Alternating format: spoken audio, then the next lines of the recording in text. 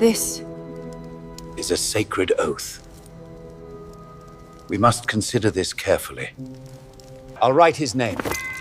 You won't. Please. Go to the back exit.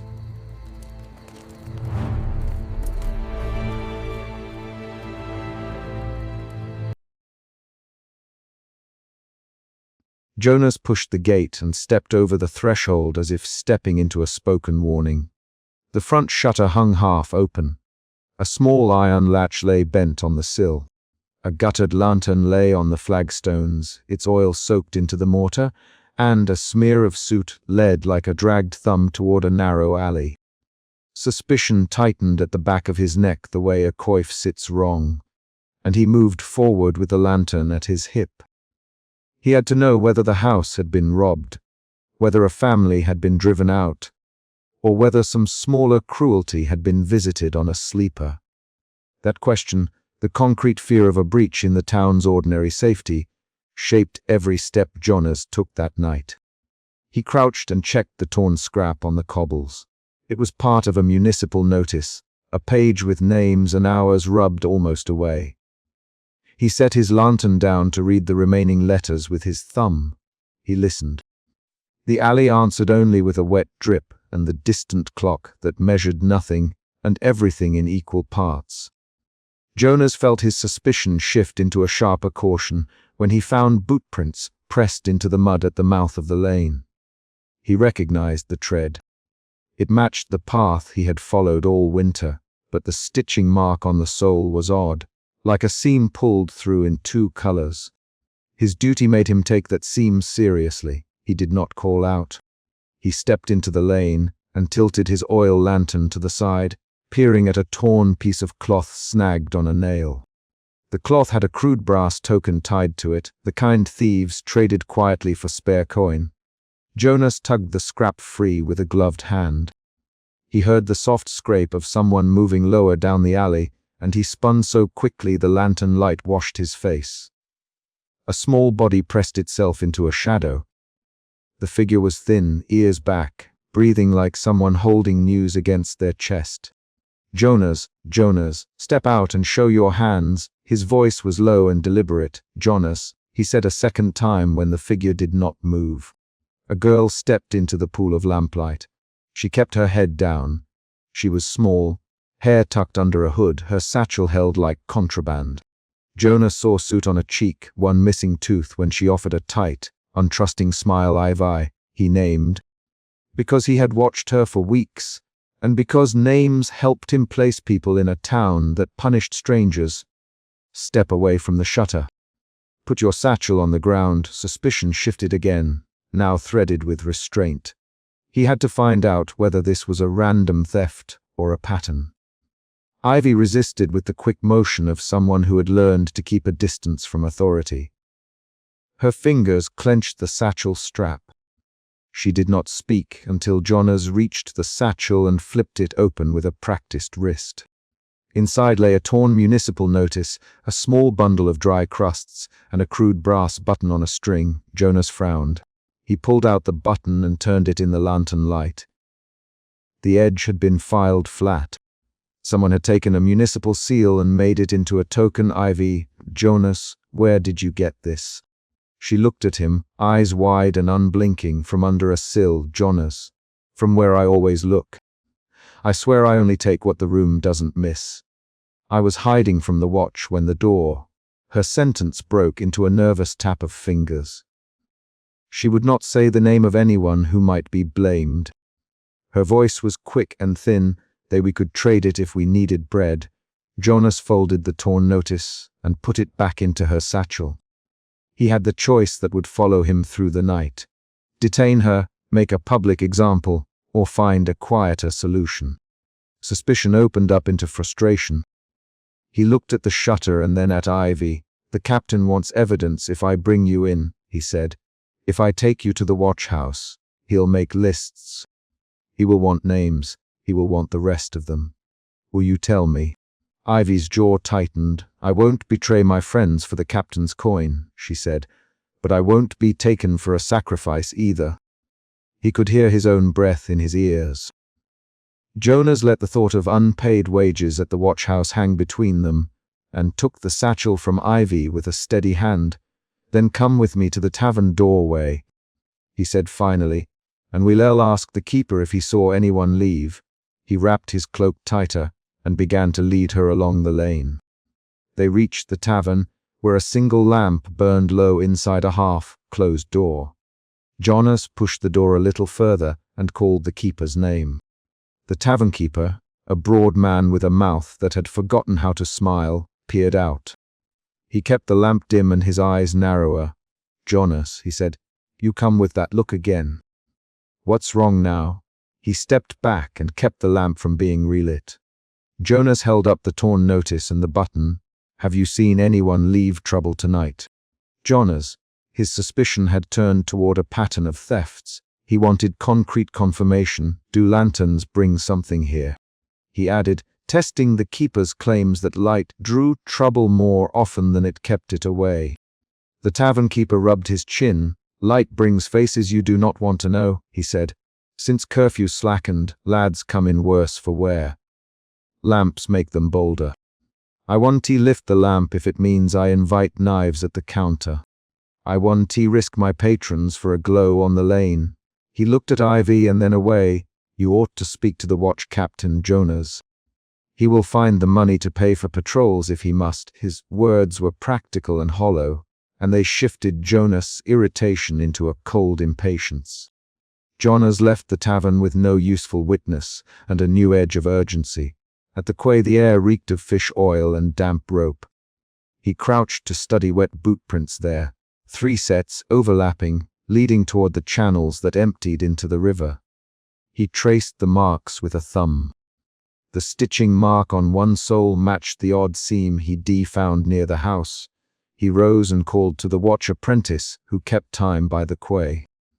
The apprentice arrived with a lamp and a ledger and confirmed a theft from the wharf earlier that week. "Same sort of seam," the apprentice said, tapping the ledger where the account had been written. "We wrote it down, but Captain was to be paid first for new oil. He hasn't come by since." The apprentice's straightforward report moved Jonas from suspicion into a sharpened concern. What he had thought random now looked like a small system. Jonas pressed his palm against a post and thought through the options. He could bring evidence to the captain and force the watch to muster, but he already knew the captain's absence and the clerk's worry about wages. He walked back toward the watch house and found only a clerk, cheeks hollow and hands that shook when he poured ale for himself. Jonas put the seam sample and torn notice on the table. "Captain absent," the clerk said, staring at the torn paper.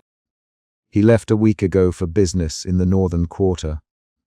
Said he'd return before the first frost. There's coin missing from pay. We guard the rolls and the rolls grow thin." The clerk's voice held more concern for ledgers than for patrols. Jonas felt his sense of authority thin. He felt responsible for a ward that had less protection than its name promised. "Jonas, make a note.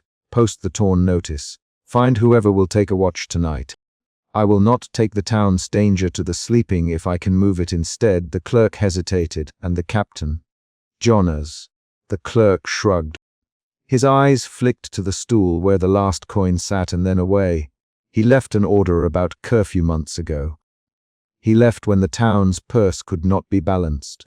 I will post your notice, Jonas, but pay will decide who comes, not duty." Jonas left the watch house feeling the weight of that admission.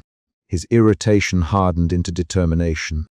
He walked the lanes with deliberate steps, lantern swing controlled, and paused at thresholds, listening to the hiss of people breathing behind shutters. He knew how vulnerable the ordinary lives were. A family could be shaken out of sleep by a single forced shutter, and no one would see the small theft that made the child's hunger less heavy.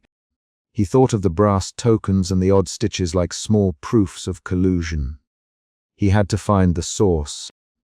He was halfway down a crooked lane when movement slipped across the cobbles in that untrusting way people used when they wanted not to be seen. Jonas turned and saw 3 cloaked figures ease themselves from between houses, their faces hidden beneath hoods. A hush fell, not a mood, but the raw stillness of breath held. Jonas stepped forward, staff in hand. "Jonas," he said, "stand where I can see you." His voice carried the authority of someone who had walked these rounds for years. And for a moment suspicion turned to command. One of the cloaked men laughed without humor. "We only ask for a toll from those who have no roof, Jonas." The cloaked voice said, "The town's coin runs thin. We take what we need and leave the watch to their ledgers." Jonas felt his chest tighten. His duty pulled him to arrest, but a different feeling rose then, unease that the thieves named hunger as their motive. He had to choose how to act. Ivy pressed her back to the wall, fingers tightening on a small brass button. Her eyes flicked to Jonas and then to the cloaked men. She moved her hand under her tunic and palmed the token, the one she had taken from the sill earlier. Jonas watched her. A rapid exchange followed. 2 lines of sharp dialogue, then another. "Jonas," the leader said, "we do not want to spill blood tonight. Pay us and go home. Pay and tell no one." Jonas answered, "I will not pay thieves. Put your hands in the open and let me take your names." Ivy's fingers moved. She pressed the token into the air and flicked it toward the leader. The token asked and struck the leader's palm. He flinched as if at a small insult and laughed, but the laugh had a question in it. The leader opened the token and found a worn municipal mark filed to uselessness. His gaze cut to Ivy. "Where did you get that?" he demanded. Ivy shrugged with a child's quickness. "From where I look. A gift and a risk." The leader's voice became flatter. "Bring that back. That belongs to our market. Return it and we'll spare her." 4 quick lines of dialogue slid between them. The balance of power shifted with the token. Jonas had to decide in the span of a breath. He raised his staff and struck toward the leader's forearm. The leader fell back on instinct rather than calculation, and a scuffle began with muttered curses and the sound of boots scuffing cobbles. Ivy slipped through the press of bodies and flowed toward a figure Jonas perceived as desperate rather than cruel.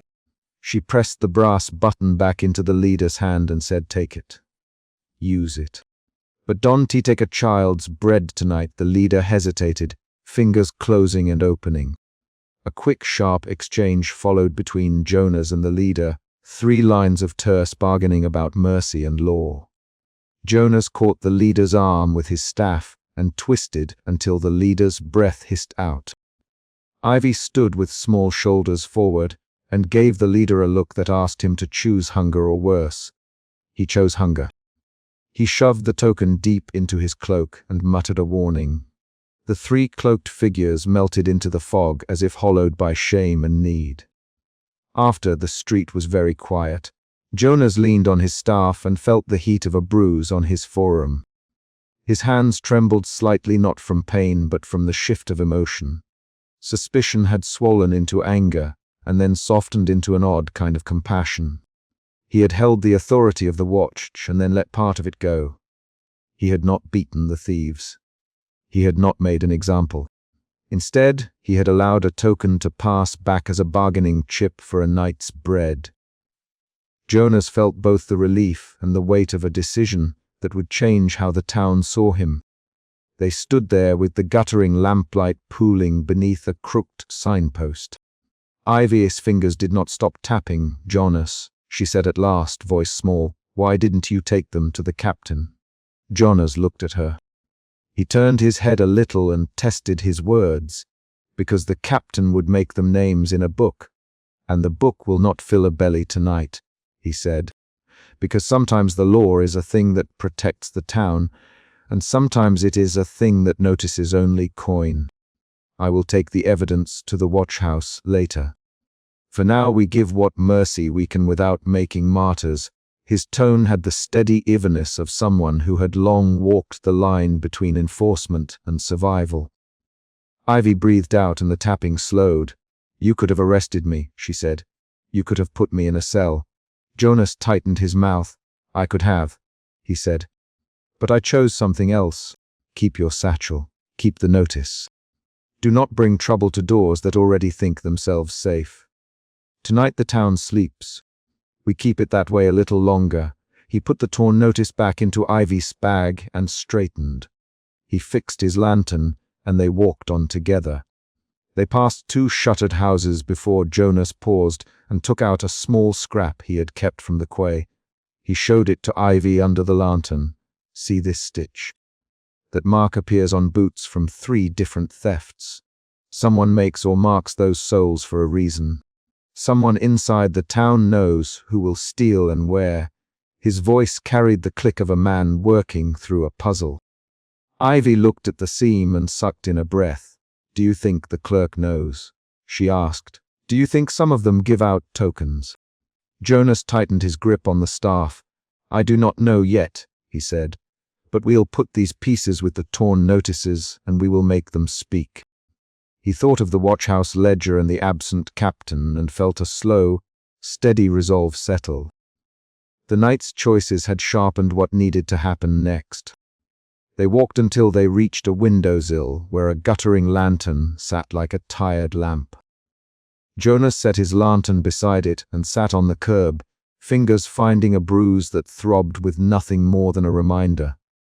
Ivy perched on her satchel and ate a small scrap of bread as if it were the richest meal. Jonas watched her for a long moment and felt an odd softness at the edges of his sternness. He felt a movement in his chest that was not rhetorical. It was the plain reaction of a man who had seen hunger shape people into measures neither lawful nor lawless, but necessary. A noise from the distance pulled them both upright, a quick rap at a door across the lane. Jonas listened. It was not a normal knock. It came twice, then once, then nothing. The knock was the sort of small, specific sound that announced arrival and risk at once. Jonas rose. Stay here, he said to Ivy, and his voice was the voice of someone who would protect what he could. He put the lantern on the sill and walked toward the sound. He turned the corner and found the clerk waiting under the watchhouse eaves with a face that had the colors of pages in a ledger. The clerk held a folded sheet in his hand and thrust it toward Jonas. A list, the clerk said, a list of debts and names. Came pinned to the back of my ledger. I swear I did not open it, but I thought you should have it first. The clerk's fingers trembled. Jonas took the paper, not because he wanted to read beyond the ink, but because physical paper carried the same weight as a broken shutter. Jonas looked at the names, at the small notation of hours and a shorthand for market. He slid one name into his memory and one into his pocket. Ivy came up beside him, wiping her hands on her trousers. What is it? She asked. Jonas folded the paper and said, evidence. We will take it to the watchhouse in the morning. For now, sleep and keep the satchel closed. If someone knocks like that again, do not answer alone. He gave her a look that was practical and particular. They walked back slowly toward the emptied lane. The lamps burned lower in the windows, and behind one shutter a woman moved with the small, exact motions of someone tucking children deeper into blankets. Jonas kept his steps measured. He thought about the captain who had left, about the clerk who feared for coins more than patrols, and about the strangers who turned to theft when the town's net thinned. He felt a final shift in his emotions that night, from suspicion to a broader anger at systems that let hunger make law before men had a chance to do the work. At the corner where they parted, Jonas shook his staff and pulled his cloak close. Ivy, stay out of sight for 3 nights. Bring me what you find and do not trade that token. Bring me the names you hear if you can. I will try to find a small coin for bread without making you a mark. Ivy nodded. She did not smile, but she did not look away. Jonas, she said softly, if you are wrong, I will tell you when you are. He watched her melt into the fog, and then crossed to the windowsill where he had left his lantern. He set the torn notice and the seam sample into a pocket and looked back toward the watchhouse. The clerk stood exactly where Jonas had left him, hands empty, waiting in the thin light. Jonas moved toward the watchhouse door and knocked once, with the small certainty of a man delivering what he had promised. The knock echoed, solid and final, and the door opened a fraction. That small action, the knock and the opening, was the concrete beat the night would answer when the watch began to put the notes together. Jonas stepped inside. The lantern light swung behind him until the door closed. The guttering lamp on the sill flared and then dimmed. Outside, a single sound answered. The faint repeat of a knuckle against a door in the quiet quarter. Jonas held the torn notice in his palm and slid it into the clerk's ledger. The clerk looked up and said, "You will write it down, Jonas. Jonas, I will. We will see who keeps watch when the captain returns." He set the staff against the wall and took a breath that was practical and earthbound. The night had given its small proof and its small mercy. Jonas began to write. The final sound of the chapter is not grand. It is an ordinary thing. A door closing, a pen scratching names into a ledger, a lantern left in a window-sill that a child inside the house might wake to find burning. That ordinary activity resolved the immediate conflict. Evidence collected, an interrupted theft ended without blood, and decision made to keep the town's lives safer tonight by an act neither entirely lawful nor wholly reckless. Jonas's choices would ripple. Ivy would keep finding what the dark offered.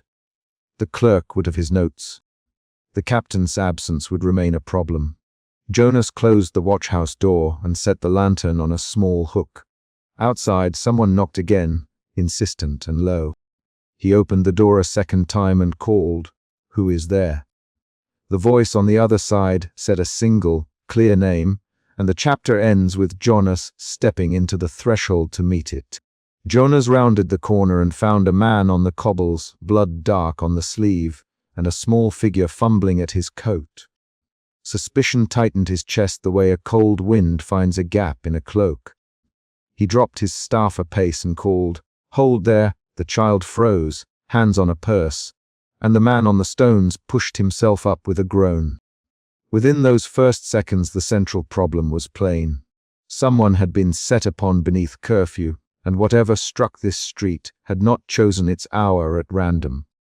Jonas had pushed a gate that night only an hour earlier and stepped over threshold as if listening to the town itself. He had seen a guttered lantern lying on flagstones, oil soaked into mortar. That memory tugged now, concrete. The bent iron latch at the tavern, the way the front shutter had hung half, open in the earlier shadow. He moved in on those facts. He had the job to be seen, to make a sound that told households, "You may shut your doors and sleep."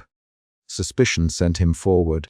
He kept his voice low. "Who are you?" "Jonas," the child answered first. "Ivy," the name came quick, a jab of breath. Ivy's fingers clutched a small leather satchel, and the brass button on a string flashed. Jonas glanced between Ivy and the traveler. The traveler's brow was split. His hand cupped a scrap of something carved and dark. He pointed with a shaking finger at the alley mouth. "They chased me from Market Row," the traveler said, "cloak and cord. Dropped this when they ran." He held the carved piece like proof. Jonas listened as he knelt. He did not ask what the traveler had been doing on the road so late. The man's clothes were plain but serviceable, not suspicious on their own. Jonas' hands worked without grand feeling. He pressed his cloak back, unbuckled a small strip of linen from his pouch, and made a tight bandage over the broken brow. His movements were deliberate. He kept glancing toward the alley mouth. He felt duty press in. He should report, detain, take a statement. Doubt moved underneath duty. He saw Ivy's small shoulders suit on her cheek, and the way she kept her eyes lowered when he looked at her. "Ivy, Jonas, did you take his purse?" He avoided an accusation in his tone but left no space for evasion. Ivy's fingers tightened around the satchel. "I needed bread," she answered. A beat of silence. The traveler coughed. "I was followed, watchmen, not by boys, by men who wore the same mark." He set the carved scrap onto the traveler's palm so Jonas could see. Jonas picked it up and turned it between his fingers. The token was small, a carved disc of dark wood with a notch cut, like a stylized key, and a frayed length of twine knotted to it. The carving was simple but precise. Jonas had seen such marks before.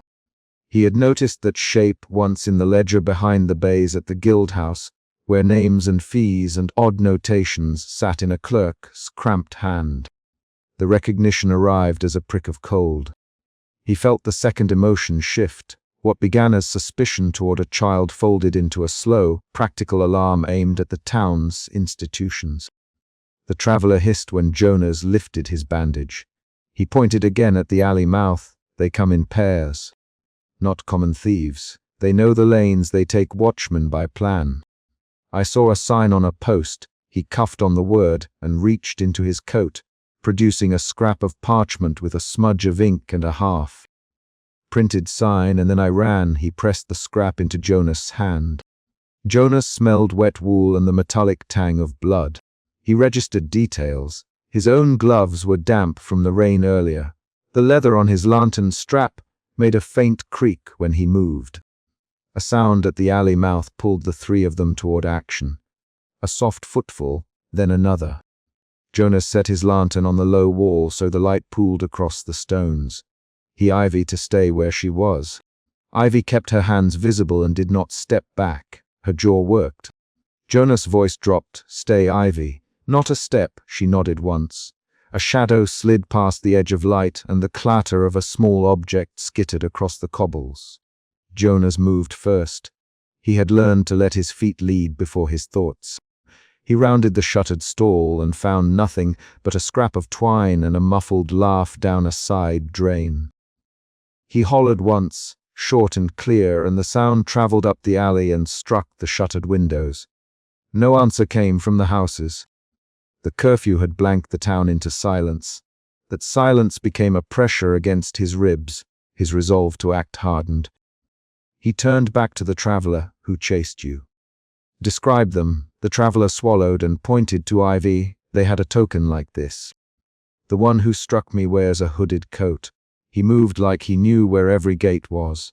The watch was for sale. The words landed. Jonas felt his body narrow into decision. The idea that someone might buy off the watchman or set the watch aside moved his resolve into a different channel. Protect the people who trusted him, but also learn who could bribe or bend the lines of law. Ivy's voice broke the tension. I did not mean to hurt him, she said. I only wanted coin for bread. I saw him stagger and thought. Her fingers worked the brass button on its string. The name of a lane she liked to haunt. Jonas, please, she added. Jonas looked at Ivy. He had seen that name carved in the ledger too, once beside a tally of small payments. The ledger was a clerk's book, a dry thing, but Jonas had a memory of ink bleeding into the margin beside an identical mark. He made a choice. He could bind the child and take her to the constable. He could hand the traveler over to the guild hall and let them sort the mark. Or he could tend the man's wound and follow the scent of the token himself, using the night as cover while the town slept. Action decided his path. He wrapped the traveler's brow and tied the bandage with care. Ivy, Jonas, you keep the satchel here. If you run from your own skin. Stay, she looked at him and then at the traveler's face. The boy's thin voice went quiet. She obeyed. Jonas hefted his staff.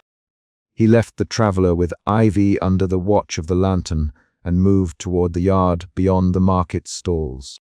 He took every gate's sound into account, the creak of a hinge, the slack rope of a closed shutter, the smell of wet straw behind a stable door. He checked low gates and low windows as he went. The night pressed on his shoulders in motions he had practiced for years. He paused at a crooked shed. A metal glint betrayed movement. He stepped through a narrow gap between two leaning crates and saw the shadow that had fled. The fleeing figure was thin and worked to keep to the deeper black of a backyard. Jonas called once, then twice. The figure turned, not to attack, but to run. Jonas pursued.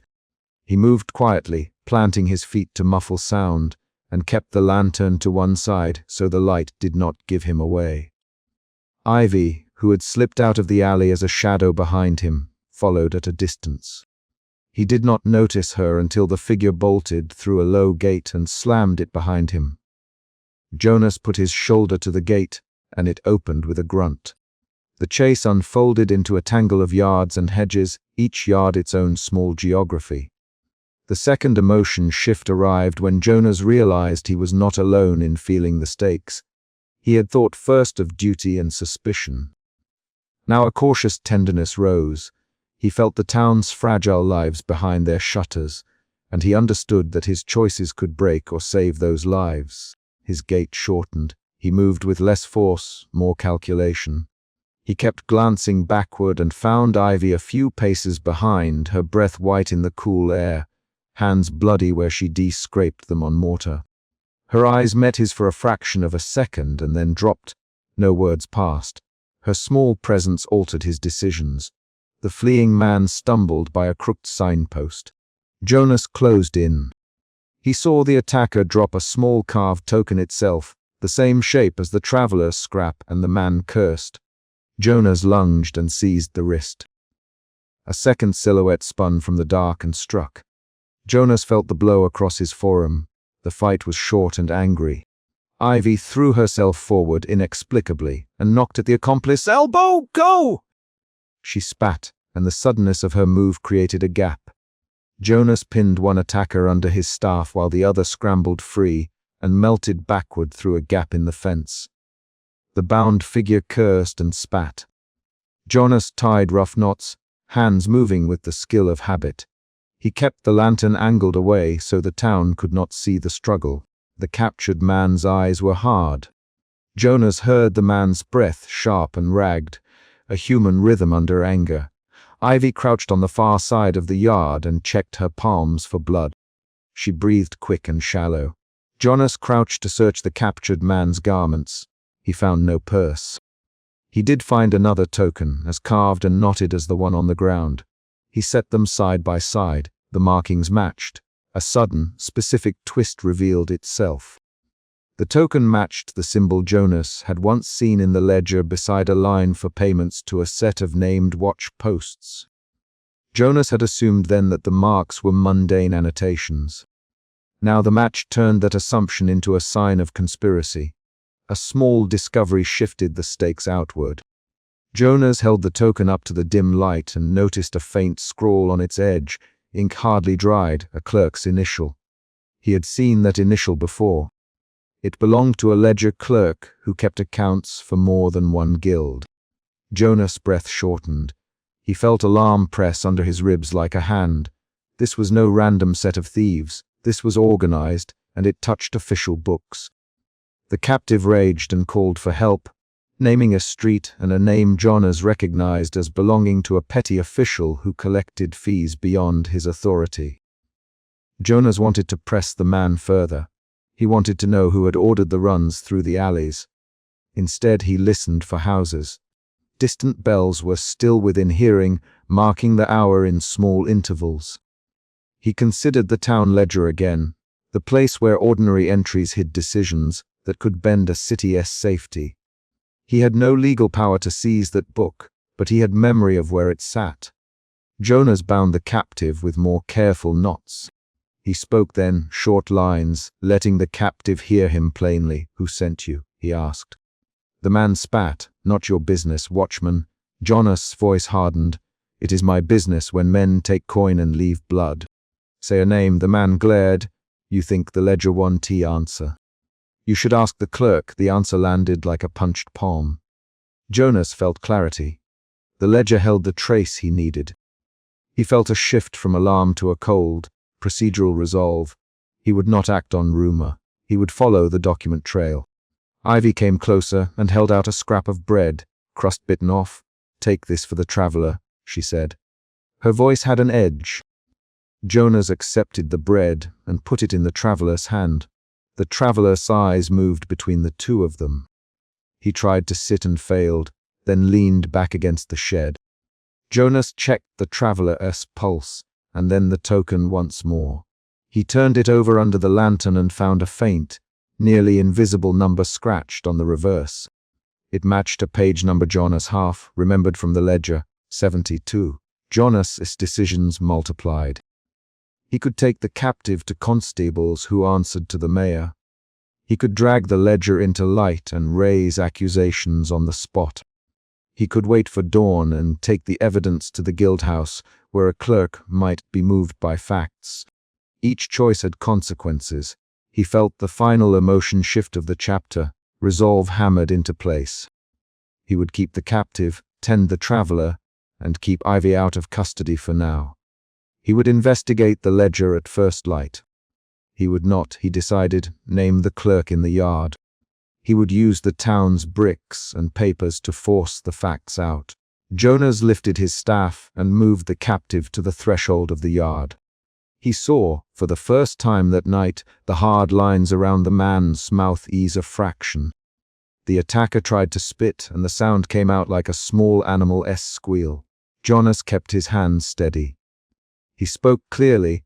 "You will tell me what names you work under when I ask. You will not run until I can fetch men to hold you." The man laughed under his breath, and then fell still. A distant sound shifted the atmosphere in a new way. The soft clink of a kettle in a nearby back room, the small sign of someone awake and alert. Jonas took that noise as a practical reminder that the town contained more observers than it let on. He folded a strip of linen into a pad for the traveler's wound and found a bottle of cold water in his pouch. Ivy helped fingers steady now, wiping at the traveler's face. They worked together without many words. Action moved them forward. Ivy spoke then, a thin line of speech. "Why help me?" she asked Jonas. Her voice carried something like hope folded into the question. Jonas looked at her. He could have said duty, or law, or that order demanded he detain her. Instead he said, "Because you are a child who steals bread." The sentence was blunt. Ivy's jaw twitched. The admission made it plain. Jonas did not trust her, but he recognized that her choice had not been only malice. The exchange lowered hostility to a level of human negotiation. The traveler coughed and spoke with effort. "They aren't thieves for scrap," he said. "They take those who walk with coin from roads and those who speak at taverns. They test who will fight back. They'll come again." Jonas tested the token in his palm as if it might change shape. He pocketed it, folding it into his glove. The move was concrete. He did not shout conclusions. He collected evidence. Every 3 or 4 paragraphs, an event had arrived. A discovery, a pursuit, a fight, the captured token, the ledger number, the traveler's warning. The chapter had kept itself moving. Now it needed a closing decision. Jonas bandaged the traveler's arm more tightly. He Ivy to fetch a bowl and some warm gruel from the tavern just beyond the shutter. She moved off at once, slipping through the alley with the cat-like care of someone who knew the town's safe routes. Jonas watched her go. He turned his attention back to the captive. He studied the man's jacket for sigils, pockets, anything that tied him to a guild or to a household. He found a small ticket folded in a seam. On it was a name. Jonas read it twice, the letters blunt and official. He felt the chapter's small twist settle. The name belonged not to a common cut purse, but to a supplier who delivered to the same guild houses that kept accounts. That link knotted the night's violence to a wider economy. The traveler tried to sit upright and failed. Jonas eased him back. He felt tiredness in his knees and an ache in his hands from the scuffle. The town had given him this duty. He would carry it until the bell of dawn. He put the token and ticket into his pouch, where they could not clatter free. Jonas felt the last motion of the chapter come as a practical beat. He would sleep little, keep watch, and carry proof to daylight. 2 things remained unresolved and immediate. The first, the ledger and the clerk whose initial matched the token. The second, the continuing threat on the streets. Jonas could not solve both before sunrise, but he could set a course. He made a concrete choice. He tightened the captured man's bonds, set him where he could be seen from the lane, but not freed, and left Ivy with instructions to wake him if the man moved. The traveler, he would find a cart to bring him to the surgeon at first light. Jonas stood in the doorway of the shuttered tavern and took one slow breath. He checked his staff, the lantern oil, the knots he had tied. He remembered the guttered lantern he had seen earlier on flagstones and the bent iron latch in the tavern threshold. Those earlier details remained true now. He had not contradicted the town's small history, he extended it. He turned toward the yard with the captive and the traveler's shadowed shape and tied down the leather strap of his lantern so it would not swing and give away his position should someone try to slip past. He spoke once to the bound man, "When the light comes, the ledger will tell if you took orders. If you lied, others will answer for this." The man spat and then lapsed into coughing. Jonas did not promise retribution. He promised an investigation. He left that as his final move. A bell sounded, thin and distant, calling the hour toward dawn. Jonas slid the carved token into the innermost fold of his glove and stepped out into the alley, where Ivy waited with a chipped bowl. He set the staff against the shuttered tavern door and leaned his shoulder to the wood. The chapter closed on a concrete beat. Jonas tightened his cloak, felt the leather strap of his lantern, and started toward the guild house where page 70, waited in a clerk's pen with its inked names. The last thing the night offered him was a single, small sound, a knock, soft and deliberate, on the tavern door from the inside. Jonas halted with his hand on the lantern's iron loop and saw the light move again down the lane. Suspicion tightened his chest and set the pace of his steps. He called, "Hold there," the word hard and small in the night. The lantern swung twice, then slowed. Jonas moved along the wall, his staff tapped twice on the stones, and someone answered his step with a quick, shuffling pull. This is the problem he has on every patrol. A weak rule and a stronger need standing where they cross. He had learned to trust small noises. The crack of a shutter, the dragged heel, the whisper of a cloak. Those sounds had told him where the gate was loose, and where a guttered lantern had been left long ago on flagstones, oil soaked into mortar. The same gutter stain he had seen 2 nights ago near the market gate. He remembered the bent iron latch from the gate, how it took him 3 breaths to lift it then go on. Those concrete facts had lodged behind his eyes. They kept him from trusting a light that bobbed and a figure that moved too fast. Jonas stepped into the lane. His lantern threw a pale circle. The other lantern belonged to a taller man and a smaller figure beside him. The smaller reached for the taller's sleeve. Jonas could see the traveler's sleeve dark with dried blood. He could see hands in motion. His suspicion shifted to certainty in the time it took for one breath. "Jonas, you too, stop." He put the staff across the lane so the light would meet theirs and leave no black between them. "I am Jonas the Watch." He added because names mattered in the dark. The taller man flattened his hand to his chest and blinked, the gesture of someone too tired to make a better lie. The child, a girl, kept her eyes down. Jonas noted the girl wore a small satchel. She was slight and quick, every movement trimmed to save energy. He knew those habits by sight. The taller man snapped, "We go on." "We mean no trouble." His voice was short, ragged from the road. Jonas stepped closer until his breath fogged the air between lanterns. He tilted his own lantern to study the traveler's sleeve. There was a smear of red along the cuff and a slight tear where stitching had given. "Jonas, that blood will bring trouble." "Where are you going at this hour?" The traveler answered in a staccato to the almshouse. "A child there. She is burning with fever. I carry what coin I can find and medicine a clerk sold me. Please, I must get there." His hand shook when he spoke the last words. Jonas kept his staff ready. He had been a watchman long enough to know how a desperate face could look like guilt. His feelings shifted again. Duty pressed against the soft pull of pity. He had a ledger at the watch house and a captain who liked examples. He had a wife who closed shutters when his boots hit the stair. He had a ledger entry in his own hand from a night when he had let a man go and later had to answer a captain's sharp lines. The memory of that reprimand tightened something in him now. A thin voice from a doorway said, "He ran this way." He ran with a lantern. The voice belonged to a neighbor who had been listening from a half-closed shutter. A man on the cobbles 2 nights earlier had ended with blood on his sleeve. Jonas had found a child fumbling at a purse then too. The memory kept his hands steady. He the traveller who is the child. Name her, the traveller swallowed, little Anne at the almshouse on Breach Lane. She's no kin, they called for help. I took what coin I had. Forgive me. He lifted a hand to his mouth as if to staunch the tremor. Before Jonas could decide, the child at the traveller's side darted forward and took a step that put her shoulder against Jonas' staff. She was quick as a bird, thumb rubbing at a brass button on a string. Jonas recognized the movement from markets and alleyways, the small, practiced theft that keeps a child fed. Who are you?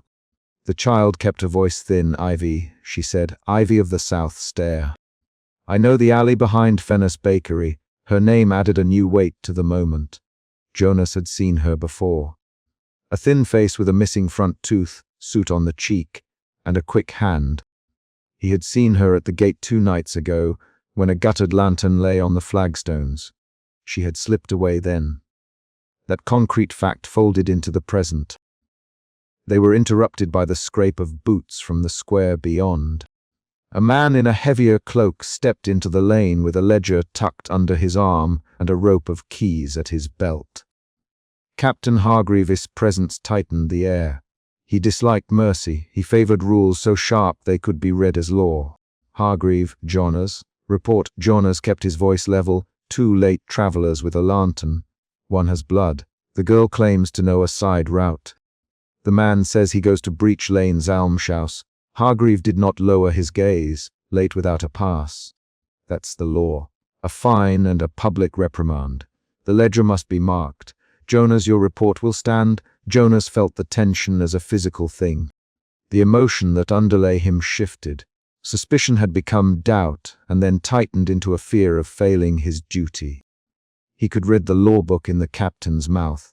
Public order. Hargreave required example. Jonas also heard the clearness of a watchman's ledger. Entries make a case that keeps others in line. He could imagine the captain's pen scratching a name into a book while neighbors watched and whispered. Ivy's small hand slipped into her satchel and produced, without flourish, a battered token of brass. She held it out with fingers that trembled a little. Jonas saw the token had a mark he had seen once before. A carved house sign for the folded lily on Breach Lane. The place where a woman had given him a bowl of broth months ago, and where he had once found a patch of cloth she had mended into a child's tiny shoe. The token linked the traveller to a house. That was a fact that shifted the balance. Hargreave scoffed. Tokens and tales. Ivy, no time for games. Hand the lantern over. We follow procedure. The traveller's eyes flicked to Ivy's token and then to Jonas. The traveller said, Please. I have no coin for a fine. You can ask the folded lily. They will tell you I brought them coin earlier today. I had to leave when the child cried for water. I had to go back. 3 neighbors peered from doorways. 1. There's a bell that rings when the almshouse calls for aid. It sounded earlier without a clock to toll it. The voice found an old town superstition and offered it like proof. Jonas heard in their murmurs an undercurrent, not all of it sensible. For some, the night carried stories as easily as it did cold. Those stories could push a crowd toward action. Jonas watched the traveller. His hands felt brittle. He wanted to take the man's word and let him go. He thought of his own ledger and of the bent iron latch back at the gate. He thought how a guttered lantern had left oil on the flagstones 2 nights earlier, and how that stain had made a neat line from doorstep to alley. Concrete details. He knew that letting the traveller pass might mean trouble for his standing, but refusing might let a child die. Hargreaves' hand was on his ledger now. He uncapped a pen with a small, precise motion. Fine, Jonas, do your duty. Example is more valuable than rumor.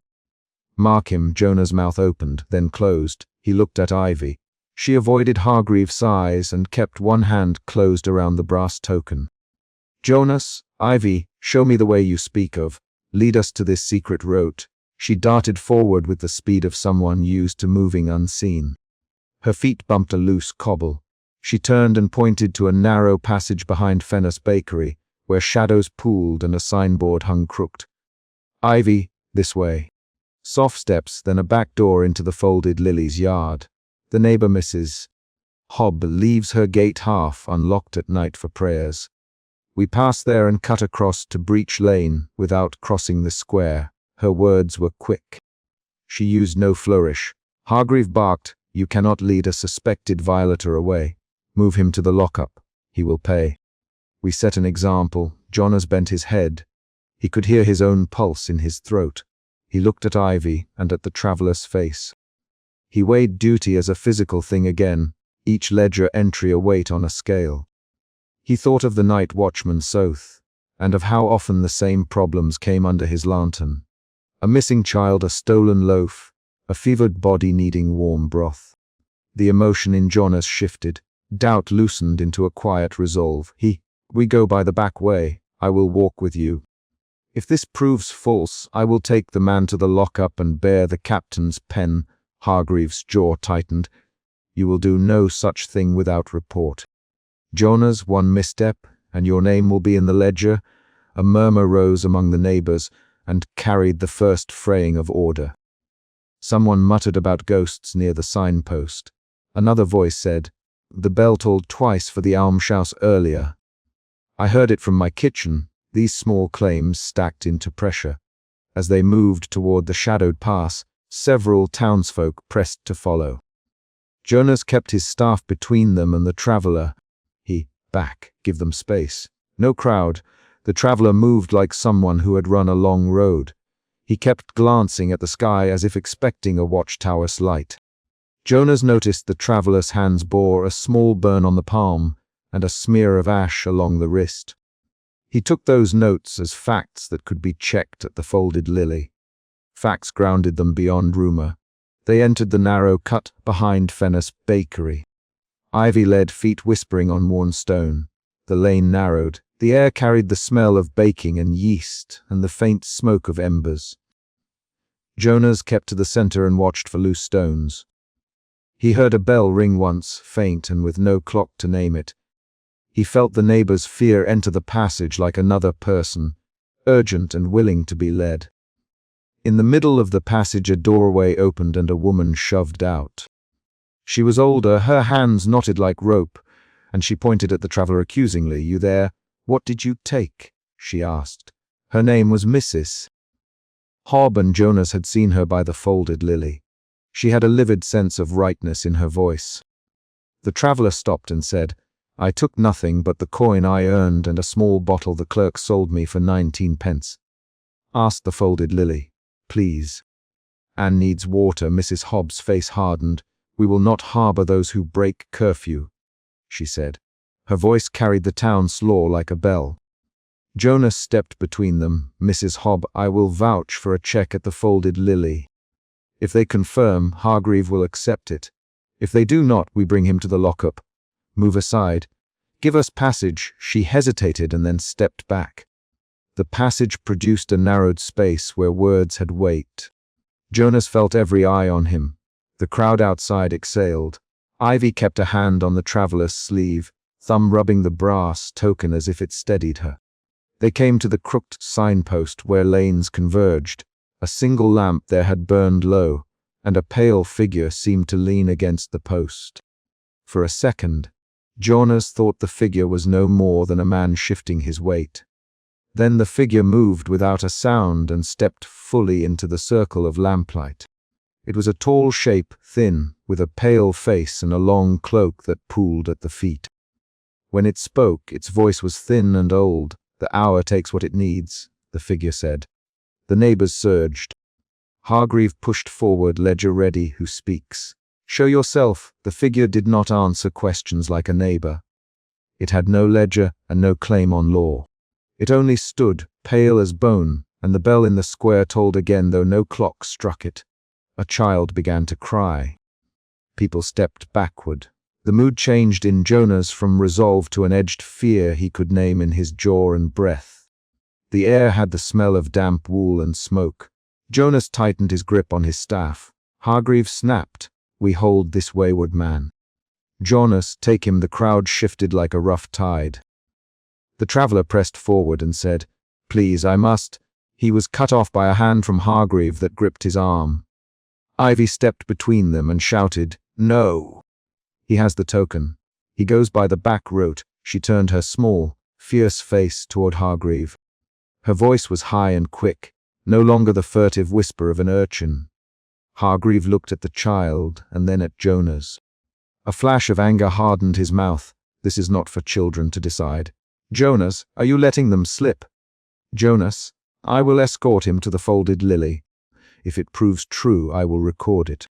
If not, I will bring him back." Hargreave moved like a man set to countermand. "You will not be swayed by tricks. Bring him to me." Now, Jonas lunged in the one motion left to him.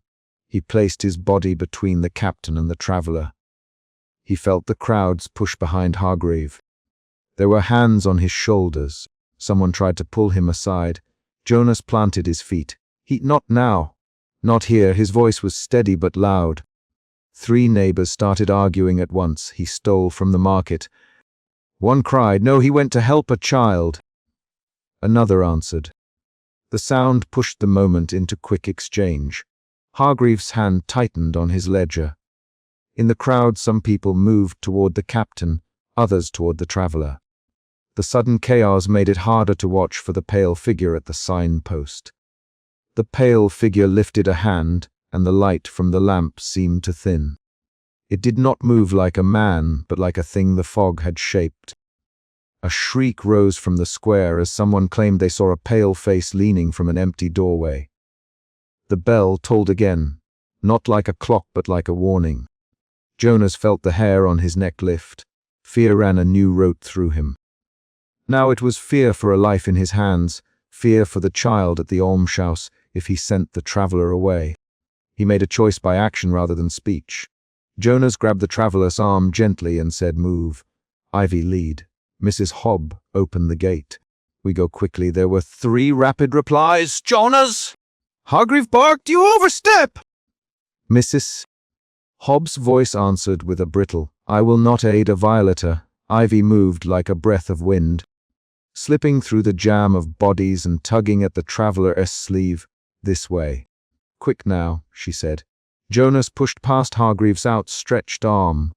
The captain lunged and grabbed the traveller's cloak. A brief scuffle erupted. Hands, a torn seam, a small exclamation from the traveller. Jonas twisted his staff into the captain's elbow and spoke the only thing the captain would understand. "We move now." His voice left no room for ledger calls. A short string of voices met and broke. "You can do that!" Hargreave shouted. "Jonas, you will answer!" "Jonas, we will answer after Anne has water. Move." The words were short and carried. They pushed through the back passage at a pace that bruised. The lamp at the signpost guttered, and the pale figure sank back into the fog. The crowd recoiled. Someone in the rear muttered about curses and old tolls. The bell sounded once more, thin and far, and then fell silent. They reached the yard behind the Folded Lily. Ivy found the half-unlocked gate and slipped through. Jonas ushered the traveller ahead. Mrs. Hobbs stood on the step and watched them pass, her hands clenched. Hargreave appeared at the alley mouth, breath and anger in his face. He held out the ledger like a judge. Jonas saw in the captain's eyes the ledger's arithmetic, fines, public marks, an index of obedience. Jonas helped the traveller up the narrow steps to the back door. The traveller thanked him without ceremony. "My name is Thomas," he said in a small voice. "Jonas. Thomas. Stay close. Tell them what you gave the clerk." Inside the Folded Lily, a woman named Maren took one look and began a quick, efficient movement. Cloth warm water, a bowl of broth. She called to a young woman. "Anne is in the back. Bring the candle." The woman moved. Concrete tasks replaced rumor. Hargreave pushed his way through the garden gate and called, "Show me the token. Show me the coin, Mrs." Hobb stepped forward and handed over the brass token Ivy had proffered. Hargreave turned it in his hand and sneered. "A token means little. Anyone can steal a brass button." "The law stands." Maren wiped her hands and said, "Captain, he brought coin and a bottle of medicine." "We will confirm." If false, we will hand him to you. If true, release him." Her tone was plain and practical. Hargreave hesitated, then struck his pen across the ledger with a small, tight motion. He wrote. Jonas watched the scratching and felt the ledger's weight again. Hargreave looked up and said, "If your check is true, fine. If not, Jonas, your ledger will show your choice. Be mindful." Jonas nodded. He had no argument. He wanted to say that the child's cough had been heard through the wall, that someone in the square had claimed the bell for a reason, that Ivy's token was not a child's toy. Instead, he kept to facts: the burn on Thomas' palm, the torn cuff, the coin Marin placed on the table. He let others make the formal checks. That refusal to lecture was its own action. While Marin moved to Anne's bed, Jonas stepped to the low windowsill and looked back toward the signpost. The light there was thinner.